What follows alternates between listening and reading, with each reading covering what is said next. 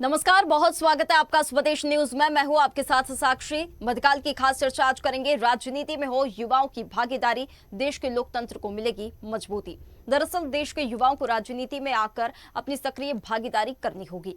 युवा doctor, engineer बनने के साथ ही राजनीति में आकर लोकतंत्र को सशक्त बनाएं, ये कहना है मुख्यमंत्री मोहन यादव का। भोपाल में आयोजित यूथ पार्लियामेंट 2026 के आयोजन में युवाओं ने संसद विधानसभा की कार्यवाही का मंचन करते हुए प्रश्नकाल, विधेयकों पर चर्चा और सत्ता विपक्ष की भूमिका निभाई। इसी दौरान मुख्यमंत्री मोहन यादव ने कहा कि युवा संसद का आयोजन लघु भारत की तरह है। देश के युवाओं को राजनीति में आकर अपनी सक्रिय भागीदारी करनी और निभानी चाहिए। वहीं देश के युवा डॉक्टर, इंजीनियर बनने के साथ ही राजनीति में आकर लोकतंत्र को सशक्त बनाए। उन्होंने कहा कि देश के युवाओं को लोकतंत्र, संसदीय परंपरा और नीति निर्माण से जोड़ने की पहल अनुकरणीय है। मुख्यमंत्री मोहन यादव ने कहा कि प्रधानमंत्री मोदी के नेतृत्व में भारत अनेकता में एकता, सबका साथ, सबका विकास, सबके विश्वास और सबके प्रयास एवं जियो और जीने दो के भाव से आगे बढ़ रहा है। ये केवल शब्दों से नहीं हो सकता, इसे धरातल पर उतारने के लिए संकल्प शक्ति की आवश्यकता है। मुख्यमंत्री ने कहा कि मध्य प्रदेश देश का दिल है और भारत दुनिया का सबसे युवा देश है। देश और प्रदेश का सदन कल्याणकारी नीतियों का निर्माण करने वाला पवित्र स्थान है। इस युवा संसद में बेटियों की सक्रिय भागीदारी महिला सशक्तिकरण का प्रभावी उदाहरण है। हमारी संस्कृति में वसुधैव कुटुंबकम का भाव समाहित है। वक्ताओं ने कहा कि युवा देश की सबसे बड़ी ताकत है। लोकतंत्र को और सशक्त बनाने के लिए युवाओं का राजनीति और सार्वजनिक जीवन में आगे आना जरूरी है। यूथ पार्लियामेंट जैसा आयोजन युवाओं को संसदीय कार्यप्रणाली समझने और जिम्मेदार नागरिक के रूप में अपनी भूमिका निभाने का अवसर प्रदान करते हैं। कार्यक्रम में युवाओं ने देश के विकास, लोकतंत्र और भविष्य की चुनौतियों पर अपने विचार रखे। साथ ही जिम्मेदार नागरिक के रूप में राष्ट्र निर्माण में योगदान देने का संकल्प भी लिया। संसद यूथ पार्लियामेंट 2026 के आयोजन में 12 राज्य और 58 नगरों के युवाओं ने हिस्सा लिया। कार्यक्रम में देश भर से युवा प्रतिभागी संसदीय कार्यप्रणाली, लोकतांत्रिक मूल्यों और राष्ट्रीय महत्व के विषयों पर संसदीय शैली में विचार विमर्श उन्होंने किया। आइए इस पर क्या कुछ कहा है मुख्यमंत्री मोहन यादव ने, पहले वो सुनवाते, उसके बाद चर्चा में आगे बढ़ेंगे। लेकिन आज की यहाँ की संकल्पवान युवा शक्ति ने राजनीति के अंदर आकर के भी रुचि से देखा जा सकता है। वो इसके मन में भाव आने के लिए इसी प्रकार के प्रयोगों की आवश्यकता है। दुनिया का सबसे बड़ा लोकतांत्रिक देश इसी भावना से आगे बढ़ सकता है कि हाँ, उसके राजनेता भी सभी वर्गों से आने वाले युवाओं के अंदर ललक पैदा करें, उनके अंदर इच्छा शक्ति पैदा करें। ये आने वाली इच्छा शक्ति आपके अंदर लोकतंत्र की भावना को जीवंत रखेगी, क्योंकि ये लोकतंत्र की कीमत आपको स्मरण रखने की आवश्यकता है। हम सबको इसी प्रकार से लोकतंत्र के मंदिर के इस पूरे आह्वान में, लोकतांत्रिक व्यवस्था में हिस्सा लेकर के बढ़ने की आवश्यकता है। आपके उत्कृष्ट प्रयास की मेरी अपनी ओर से मैं सराहना करता हूँ। देखिए, मेरे हिसाब से अगर इस जैसे आयोजन होते रहेंगे यहाँ पे, मैं खुद एक स्टूडेंट हूँ, 12वीं कक्षा का स्टूडेंट हूँ। मध्य प्रदेश में जो स्कूल स्थित है ग्वालियर में, 10 इंडिया स्कूल, मैं वहाँ का छात्र हूँ। मैं अगर इस जैसा आयोजन यहाँ मध्य प्रदेश की सरकार कराएगी तो बहुत ज़्यादा अच्छी चीज़ है। जैसे कि अभी हमारे पिछले वक्ता ने आके खुद बताया कि अगर इस तरह की चीज़ें होंगी तो हम आवाज़ उठाने का मौका मिलेगा। अभी जो जंतर मंतर में हाल फिलहाल में हमने देखा जेनजी का प्रोटेस्ट हुआ, उसमें जो हमें रेजिग्नेशन मिला, मतलब ये दिखाता है कि युवा की आवाज़ है, अभी भी है, और युवा की आवाज़ सरकार तख्ता पलट करने की सीमित है। तो आज यहाँ जो कि अपोजिशन के रूप में उपस्थित हूँ, तो मैं यही कहूँगी कि जी, अगर आज हमारे देश में जहाँ लाखों पेड़ कट रहे हैं, जहाँ छात्र पिट रहे हैं, जहाँ महिलाएं सुरक्षित नहीं हैं, हम घर से नहीं निकल पाते, कोई भी करियर परस्यू करने के पहले हमें ये सुरक्षित करना पड़ता है कि हमारा सड़क पर रेप तो नहीं हो जाएगा। जब ऐसी परिस्थितियाँ हैं तो सरकार इन मुद्दों पर ज़्यादा ध्यान दे तो हाँ, हम 2047 में एक विकसित भारत बना पाएंगे। युवा मध्य प्रदेश में यूथ पार्लियामेंट का आयोजन, ये सौभाग्य की बात है। बीते दिन में अहमदाबाद से निवेश कोष के बड़े पैमाने पर मध्य प्रदेश में होने वाली GIS का निमंत्रण देकर भी आया। तो देखिए, राजनीति में युवाओं की भागीदारी बढ़ाने पर मुख्यमंत्री मोहन यादव ने जोर दिया है और देश के लोकतंत्र को इससे मजबूती मिलेगी। मुख्यमंत्री मोहन यादव ने कहा है, यूथ पार्लियामेंट 2026 का आयोजन किया गया था, जिसमें बड़ी संख्या में युवाओं ने बढ़ चढ़कर हिस्सा लिया और अपने विचार साझा किए। हमारे साथ कुछ मेहमान जुड़ गए हैं, पहले उनसे परिचय करा देते, उसके बाद हम चर्चा में आगे बढ़ेंगे। युवा अधिवक्ता हमारे साथ जुड़ गए हैं विवेक चौधरी, बहुत स्वागत है विवेक जी आपका हमारे साथ जुड़ने के लिए। वरिष्ठ पत्रकार डॉक्टर हिना तिवारी हमारे साथ जुड़ गई है, बहुत स्वागत है हिना जी आपका भी हमारे साथ जुड़ने के लिए। और छात्र हमारे साथ जुड़ गए हैं। लक्ष्य तुलसियान हमारे साथ जुड़ गए। बहुत स्वागत है लक्ष्य आपका हमारे साथ जुड़ने के लिए इस चर्चा में। और छात्र वैभव भट्ट हमारे साथ जुड़ गए। बहुत स्वागत है वैभव आपका भी हमारे साथ जुड़ने के लिए।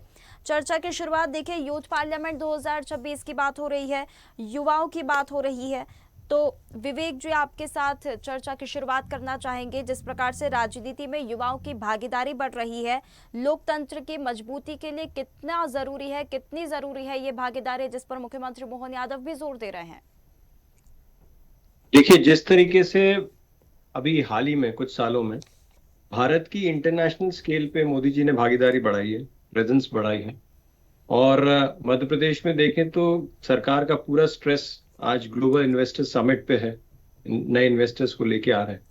एट द सेम टाइम जो इंसिडेंट्स अभी दिल्ली में हुए या पूरे इंडिया में हो रहे हैं, युवाओं का एक ही कहना है कि आप ट्रांसपेरेंसी लेके आइए और अकाउंटेबिलिटी दीजिए।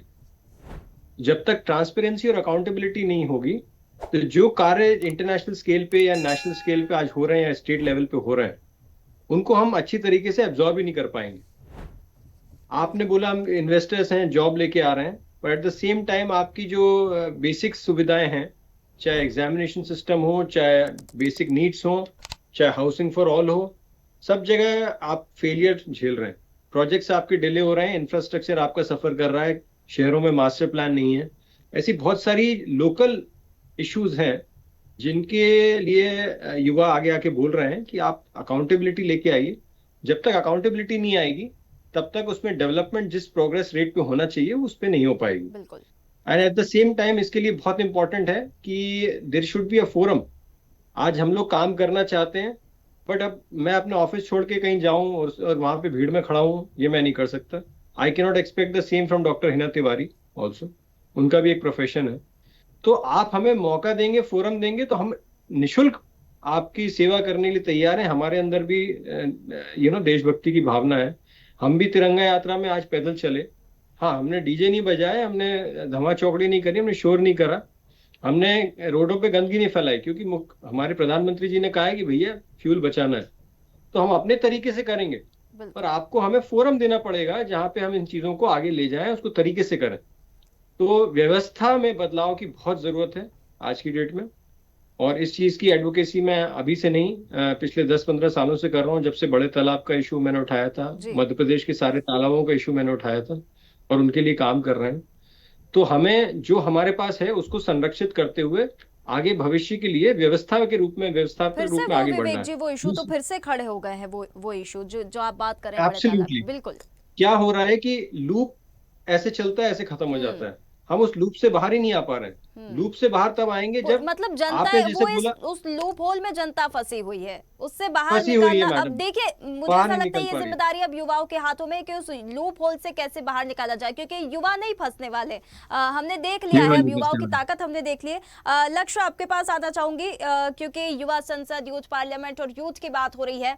युवा पार्लियामेंट को लेकर आप कैसे देखते हैं? ये जो आयोजन करा रही है सरकार, करा रही है, कैसे देखते हैं? कितना सकारात्मक है कि इस प्रकार से और भी आयोजन होते रहने चाहिए, और जो भागीदारी जो बढ़ रही है युवाओं की लोकतंत्र में कितनी ज्यादा जरूरी है, कितनी ज्यादा मजबूत होनी चाहिए? नमस्कार मैम, शुक्रिया। मैं लक्ष्य तुलसियान संध्या स्कूल का 11वीं कक्षा का एक छात्र। मैं यह कहकर शुरुआत करना चाहता हूं कि हमारे सामने सवाल यह नहीं है कि युवाओं की राजनीति में आना चाहिए या नहीं, सवाल यह है कि उन्हें क्यों नहीं आना चाहिए। भारत एक ऐसा देश है जहां युवा हमारी सबसे बड़ी शक्तियों में से एक है। हमने अपने युवाओं को डॉक्टर, इंजीनियर, उद्यमी, वैज्ञानिक, क्या क्या सरकारी कर्मचारी बनाने के लिए प्रोत्साहित करते हैं, लेकिन राजनीति और सार्वजनिक नीति ही वातावरण निर्धारित करती है जिससे यह भी पेश काम करते हैं। तो फिर युवाओं के उस क्षेत्र में अनुपस्थित क्यों रहना चाहिए? सरकार का रुख बिल्कुल स्पष्ट है, राजनीति का सार्वजनिक सेवा में रूप देखना जाना चाहिए, ना कि केवल एक पेशे या सत्ता के संघर्ष के रूप में। और यही कारण है कि युवा सांसद जैसे पहले इतनी महत्वपूर्ण है। आज युवा केवल देश भर मतलब दर्शक बनकर नहीं बैठा है, यह अनुभव कर रहे हैं। जैसे आज हम लोग यहाँ युवा सांसद जो जिसके बारे में बात होगी, हम लोग बैठे हैं यहाँ, तो हम लोग देख पा रहे हैं कि कैसे दुनिया के कितने युवा आए हैं यहाँ पे और अपनी बात आगे रख पा रहे हैं, और कैसे हम भी अपनी बातों को रख के ये चीज दिखा पा रहे हैं कि जो बातें नेता करते हैं सांसद में, वो बातें हम भी प्रेजेंट कर सकते हैं, हम भी अपने व्यूज को ऐसे दिखा सकते हैं। और साथ ही में मैं बिल्कुल एग्री करता हूँ विवेक सर के पॉइंट से कि कैसे ऐसे फोरम्स आने चाहिए जिसमें युवा अपनी बातों को और स्पष्ट तरीके से बता सके। जैसे आज हम लोग संसद में बैठे हैं, पूरे देश भर में MUNs होते हैं जो direct United Nations international forums को रिप्रेजेंट करते हैं। तो ऐसे फोरम्स बहुत ज्यादा इंपॉर्टेंट है और गवर्नमेंट भी विकसित भारत यंग लीडर्स डायलॉग और विकसित भारत यूथ पार्लियामेंट ऑर्गेनाइज कराता है, जिसके साथ ही साथ युवा को और प्रोत्साहन मिलता है ऐसे जगहों पे अपने व्यूज को स्पष्ट करने के लिए। मैं सभी मेहमानों से कहना चाहूंगी, जब हमने चर्चा की शुरुआत जैसे की, ऐसा लग रहा है कि हम यूथ पार्लियामेंट से लेकर फॉरेन पॉलिसी तक बात कर लेंगे आज इस चर्चा में, वहां तक इंटरनेशनल चर्चा हमारी चली जाएगी। वैभव, आपसे जानना चाहेंगे, युवाओं को राजनीति में सिर्फ वोटर नहीं, नीति निर्माता की भूमिका भी आना चाहिए, उसमें भी आगे बढ़कर आना चाहिए, कैसे देखते हैं आप इसे? बिल्कुल, युवा को, जैसा कि आपने कहा और विवेक सर की बात से मैं बिल्कुल एकदम इत्तेफाक रखता हूँ, युवा को राजनीति में भी आना चाहिए। और आप देखिए कि हम लोग जेनजी हैं। आज मध्य प्रदेश के अंदर डॉक्टर मोहन यादव जी के नेतृत्व में जो युवा संसद का ऑर्गेनाइजेशन हुआ, उसके पहले प्रधानमंत्री नरेंद्र मोदी जी के नेतृत्व में विकसित भारत यूथ पार्लियामेंट, जो देश भर के अंदर जिले स्तर से, गांव से बच्चे उठकर विधानसभा में जा रहे हैं, संसद भवन में बोल रहे हैं, जिसका हिस्सा मैं भी रहा हूं, मैंने भी अपने स्टेट को रिप्रेजेंट किया है। ये जो यूथ है, यूथ का एक टर्म आगे बढ़कर अब जेनजी हो गया है।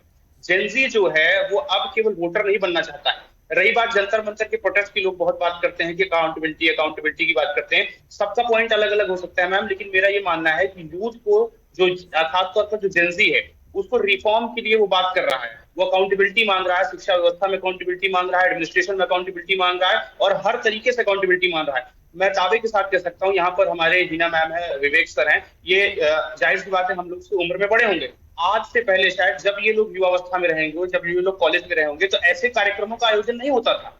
ऐसे कार्यक्रमों का आयोजन मेरे हिसाब से नहीं होता था। जब से प्रधानमंत्री मोदी जी सत्ता में आए 2019-20 के बाद से ये युवा संसद का कार्यक्रम शुरू हुआ कोरोना पीरियड से, यही अब राज्य में हो रहा है। आप ट्रेंड उठा के देखिए कि हर स्कूल, हर कॉलेज, हर यूनिवर्सिटी अपने अंतर्गत ऐसे यूथ पार्लियामेंट कंडक्ट करा रही है। जिस यूनिवर्सिटी में मैं पढ़ रहा हूं, मैं पहली बार जब आया माखनलाल यूनिवर्सिटी में, तो मैंने ये देखा कि वहां पर एक खुद, मतलब कॉलेज खुद ऑर्गेनाइज कराता है, हर डिपार्टमेंट के बच्चे अलग अलग एक ग्रुप्स बनाकर यूथ पार्लियामेंट ऑर्गेनाइज कराना है। केवल इसलिए नहीं क्योंकि उनको राजनीति में जाना है, इसलिए क्योंकि हमारे देश का जो यूथ है, हमारे देश का जो जेनजी है, वो अपने संसदीय परंपरा के बारे में जाने। तो नहीं तो हो सकता है ये बातें किसी को राजनीतिक लगे, लेकिन एक समय ऐसा भी था कि जहां पर एक परिवार के लोग, कुछ चिरिंदा भाई भतीजावाद फैला हुआ था, लेकिन आज कम से कम राजनीति के बारे में यूथ, राजनीति के बारे में जेनजी समझ तो रहा है।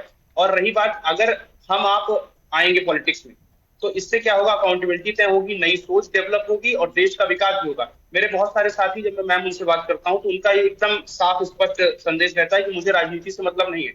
मैं उनको यही बात कहता हूं कि मेरे भाई, अगर पोलियो की एक ड्रॉप हमको कितनी लगेगी, ये संसद में बैठा हुआ व्यक्ति तय करेगा, तो हमको भी संसद तक पहुंचना चाहिए। बहुत बढ़िया बात वैभव। हिना जी, देखिए, जो प्रतिक्रिया हमने युवाओं से सुन ली है, जो छात्रों से हमने सुन ली है, उसके बाद मेरा ये सवाल ही नहीं बनता है कि लोकतंत्र में कितनी मजबूती के साथ अब युवाओं को आगे आना चाहिए, छात्रों को आगे आना चाहिए। मेरे तो अब ये सवाल ही खत्म हो गया है। अब ये जो यूथ पार्लियामेंट 2026 जो करा रही है सरकार, कैसे देखती है आप, और क्या इसमें बदलाव होने चाहिए? अब युवा समझ गया है, अब राजनीति में वो उतर गया है, अब अपनी ताकत को पहचान लिया है।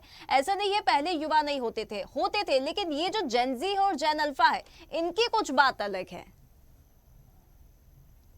साक्षी जी, निश्चित तौर पे ये बात सही है कि आज का जो युवा है वो बहुत इंटेलेक्चुअल है। और मुझे बहुत अच्छा लगा कि 11वीं का छात्र ये बोल रहा है कि मैं पार्लियामेंट में बैठ के इस बारे में डिस्कस करना चाह रहा हूँ। तो ऑटोमेटिक आप ये चीज देख सकते हैं कि स्कूल का बच्चा ये जानना चाहता है कि हमारी पार्लियामेंट में क्या हो रहा है। यदि वो अभी से समझ जाएगा तो आगे जाके उसे अपने पॉइंट्स इजीली रखने के लिए मिलेंगे, पहली चीज। दूसरी चीज, जब भी हम बात करते हैं हमारी पार्लियामेंट की, तो हम, जैसे कि बात वैभव जी ने उठाई कि उस समय, हमारे समय पर ये नहीं होता था, बिल्कुल नहीं होता था। हम लोग ग्रुप डिस्कशन ऑर्गेनाइज करने के लिए हम हमारे टीचर से रिक्वेस्ट करते थे कि आज हम ग्रुप डिस्कशन कर लें। तो उस समय ग्रुप डिस्कशन तक जैसी सिचुएशंस भी हमारे पास अवेलेबल नहीं थी। आप लोगों को बहुत अच्छा फोरम मिला है, बहुत अच्छा प्लेटफॉर्म मिला है जिसमें आप लोग अपनी बातें रख सकते हैं।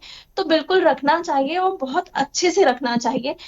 पहली चीज कि आपको क्या क्या प्रॉब्लम्स आ रही हैं वो आप एट प्रेजेंट कहीं खड़े होके बोल सकते हैं। आज सोशल मीडिया बहुत बड़ा प्लेटफॉर्म बना हुआ है, उसके बावजूद आपको एक ऐसा प्लेटफॉर्म मिल रहा है जहां पर अधिकारी भी मौजूद है, जहां पर राजनेता भी मौजूद है और आपको सब सुन रहे हैं। तो ये बहुत अच्छी बात है कि डायरेक्ट आपका मैसेज कन्वे हो रहा है, डायरेक्ट आपकी प्रॉब्लम्स कन्वे हो रही है। जैसे अभी तालाब की बात आई या एजुकेशन सिस्टम की बात आई, भोपाल में जो ऑर्गेनाइज हुई यूथ पार्लियामेंट वो अलग अलग जिलों में भी ऑर्गेनाइज हो चुकी है। तो इस तरह से अलग अलग जिले का बच्चा उसमें पार्टिसिपेट कर रहा है, फिर उसके बाद वो भोपाल में आके पार्टिसिपेट कर रहा है, तो कुल मिला के उसे एक मौका मिल रहा है ये देखने का कि हमारी राजनीति में राजनेता लोग काम कैसे करते हैं या पार्लियामेंट में काम कैसे होता है। तो जब वो प्रैक्टिकली उस चीज को देख लेगा, बुकिश नॉलेज के अलावा उसको जब ये प्रैक्टिकली नॉलेज मिलेगा, तो निश्चित तौर में जब वो राजनीति शास्त्र में अपना एमए कंप्लीट करके पॉलिटिक्स में आने की इच्छा रखेगा, बिल्कुल। तो देश का सिनेरियो बदल चुका होगा। हम जो ये बात करते हैं कि अंगूठा छाप व्यक्ति भी नेता बन जाता है, ये पूरी जो जेनजीस की नई जनरेशन जनरेट होके नया नाम आया है जेनजीस, तो ये निश्चित तौर पे हमारे इंडिया ये का एक अगर सिनेरियो प्रथा बदल है ना देगा। कि कोई अंगूठा छाप भी राजनेता बन जाता है, अब जेनजी खत्म कर देंगे, इसे पूरी तरह से खत्म कर देंगे। विवेक जी, डॉक्टर हो, इंजीनियर हो, अब इससे इतर और इससे ऊपर उठकर अब पॉलिटिक्स को भी जो युवा है वो इस कोर्स को परस्यू कर रहे हैं, लेकिन साथ ही साथ में अब इसके चैलेंजेस भी होंगे जो फेस करने होंगे। क्या चैलेंजेस है और किन चीजों का ध्यान रखना चाहिए पॉलिटिक्स में एंट्री लेने से पहले? सबसे बड़ा चैलेंज इंफ्रास्ट्रक्चर, फोरम है। जैसे वैभव ने बोला कि now they got forums eight there colleges, but college का फोरम इनको सरकार तक नहीं पहुंचाता है, इनकी बात को, इनको सशक्त बना रहा है, इनकी स्किल डेवलप कर रहा है, इनको सक्षम बना रहा है।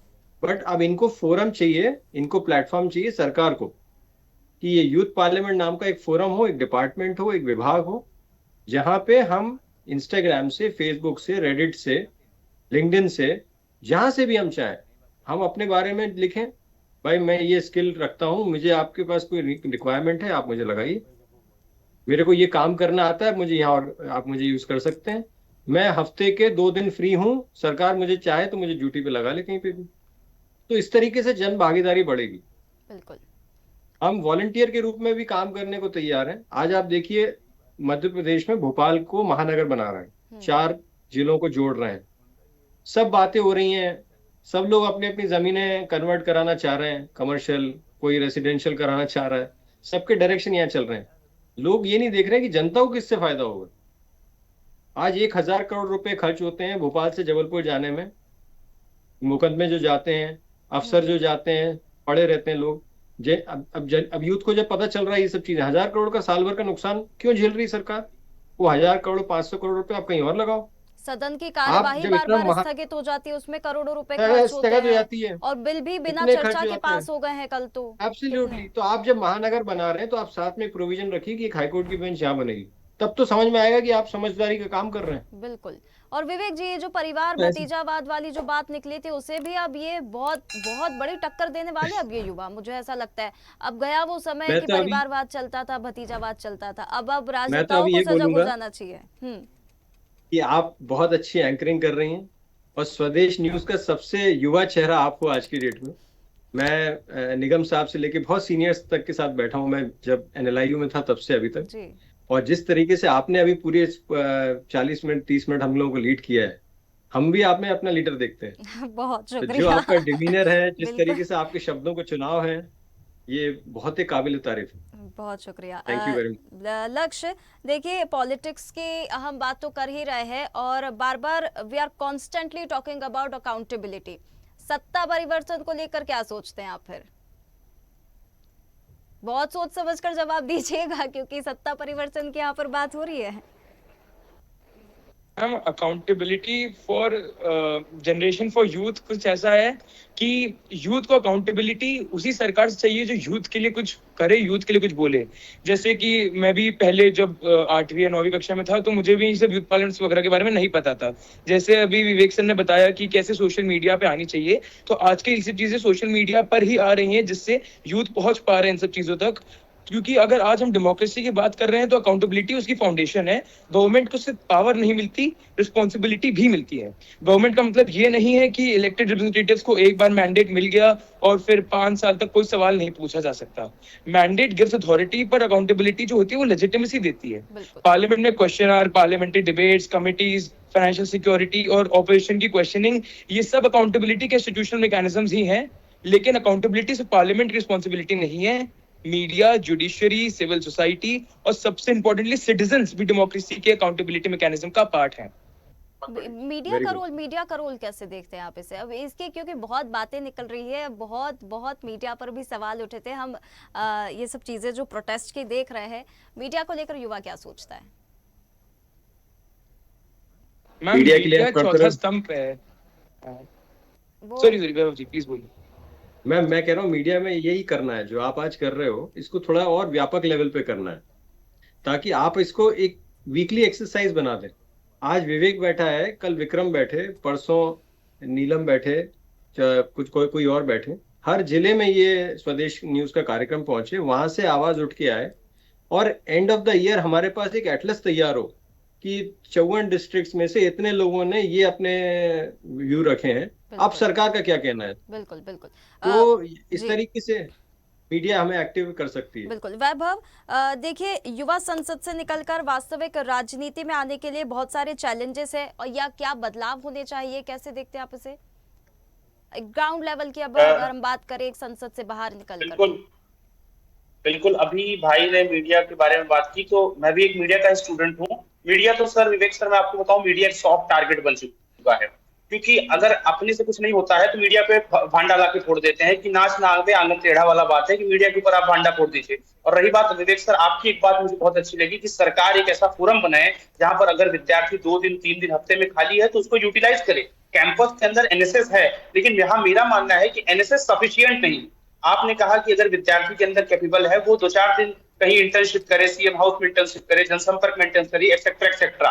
और रही बात साक्षी मैम आपने संसद चलने की बात की, इसी मॉनसून सत्र में जितने हम आप बैठे हैं देश के नागरिक, हमारे जेब का 208 करोड़ रुपए बर्बाद हुआ है। 208 करोड़ रुपए संसद नहीं चलने दी। अगर इन लोगों को एक एक पैसे की कीमत पता होती तो संसद चलती, वहां पर सकारात्मक बहस होती और हमारे आपके बारे में चर्चा होती और सारी चीज को लेकर रिफॉर्म्स भी होता।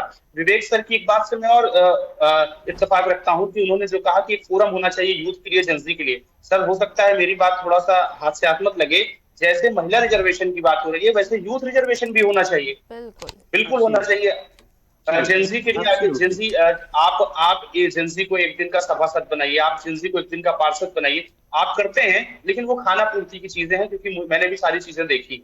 तो यूथ जो है अकाउंटेबिलिटी मांग रहा है। जंतर मंतर पर जो कुछ हुआ, हो सकता है उसमें हमारे विचार अलग हो सकते हैं। अगर धर्मेंद्र प्रधान का इस्तीफा भी हो गया तो उससे क्या मिल गया? अगर उसी व्यक्ति को हम लोग फिर से मौका देकर हम कहते कि नहीं आप इसको सुधारिए, ये आपकी जिम्मेदारी है, आप जिम्मेदारी से भागिए मत, ठीक है, वहां पर एक अलग नैरेटिव बना। रही बात मीडिया की, तो मीडिया एक सॉफ्ट टारगेट है, कोई भी आकर उनके ऊपर मटका फोड़ सकता है।